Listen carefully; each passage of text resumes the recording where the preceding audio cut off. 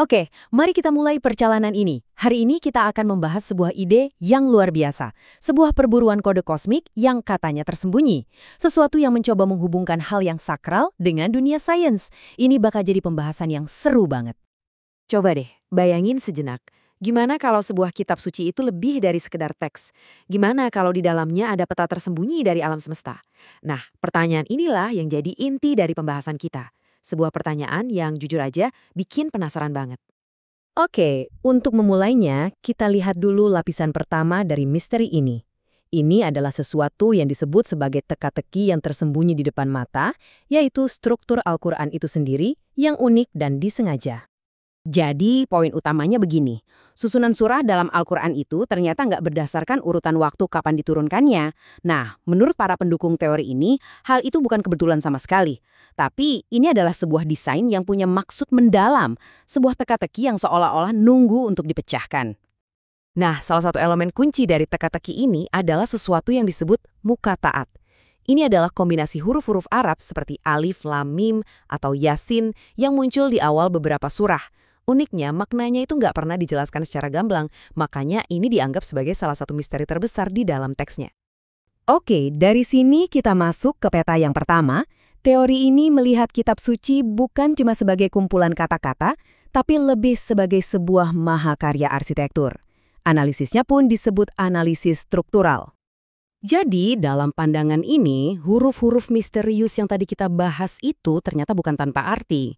Teori ini mengklaim kalau huruf-huruf itu fungsinya seperti penanda arsitektur, semacam kunci yang mengatur dan mengorganisir keseluruhan struktur kitab. Dan disinilah teorinya jadi lebih konkret. Para pendukungnya menunjuk ke pola-pola, misalnya huruf H, Mim.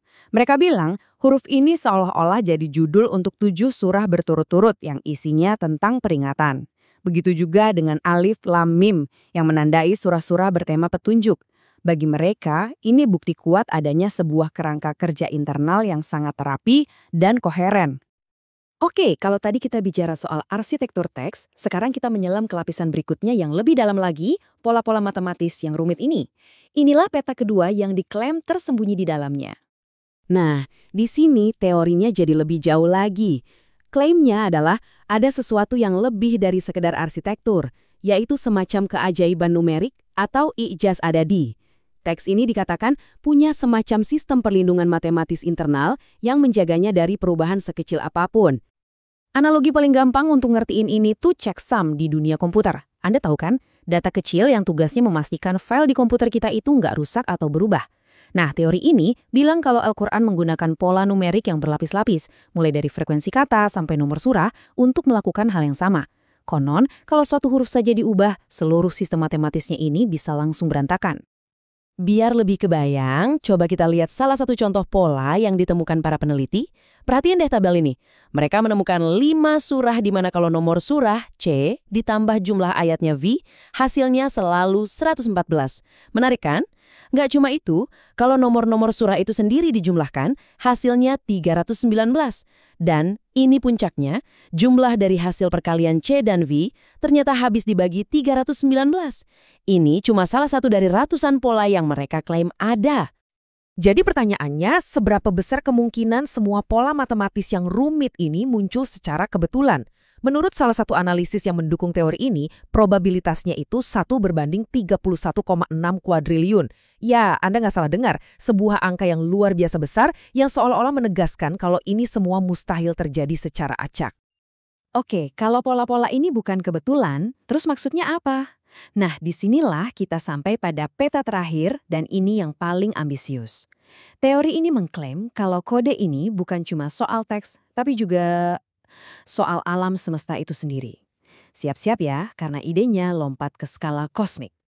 Klaim puncaknya itu begini, pola-pola numerik yang ada di dalam Al-Quran itu bukanlah sekedar pola internal, tapi itu adalah cerminan dari hukum fisika fundamental yang mengatur energi dan materi di seluruh alam semesta. Jembatan antara teks suci dan fisika ini dibangun lewat sebuah bidang yang disebut matematika berbasis vortex atau VBM. Idenya cukup radikal. Energi itu mengalir dalam pola pusaran spesifik dan mengikuti urutan angka berulang 1, 2, 4, 8, 7, 5, dan seterusnya. Dan yang paling penting, ada semacam sumbu kontrol yang terdiri dari 3 angka, 3, 6, dan 9 yang mengatur semuanya. Dan disinilah ceritanya jadi makin menarik. Kutipan ini yang sering sekali dihubungkan dengan penemu legendaris Nikola Tesla, seolah-olah menggemakkan betapa pentingnya sumbu 369 dalam teori VBM tadi. Pola angka VBM ini, menurut para pendukungnya, bukan cuma teori di atas kertas loh, ini adalah sebuah cetak biru. Mereka menunjuk pada Rodin Coil, sebuah kumparan di mana kabel tembaga dililit persis mengikuti pola angka 1, 2, 4, 8, 7, 5. Hasilnya, katanya sih, menciptakan medan magnet yang sangat unik dan kuat. Ini adalah terjemahan langsung dari kode numerik menjadi sebuah teknologi fisik. Nah, bagi para pendukung teori ini, karya visioner Tesla seperti Menara Wardenclyffe ini adalah bukti dari prinsip VBM dalam skala besar. Mereka percaya bahwa Tesla itu bukan sekedar menciptakan teknologi baru, tapi dia sedang menemukan kembali aturan-aturan fundamental alam semesta, aturan yang sama yang mereka yakini tercermin dalam sistem numerik ini. Dan ini membawa kita pada hipotesis pemersatu dari keseluruhan teori ini. Intinya adalah kode yang tersembunyi di dalam teks suci pada dasarnya adalah peta dari kode numerik yang sama yang menjalankan seluruh alam semesta kita. Jadi kesimpulannya apa nih dari semua ini? Apakah ini bukti adanya sebuah kode ilahi, atau cerminan fisika kosmik, atau jangan-jangan ini cuma bukti kecenderungan alami kita sebagai manusia untuk selalu mencari pola dalam segala hal? Peta-petanya sudah kita beberkan. Nah, makna apa yang Anda temukan di dalamnya? Itulah bagian dari perjalanan Anda sendiri.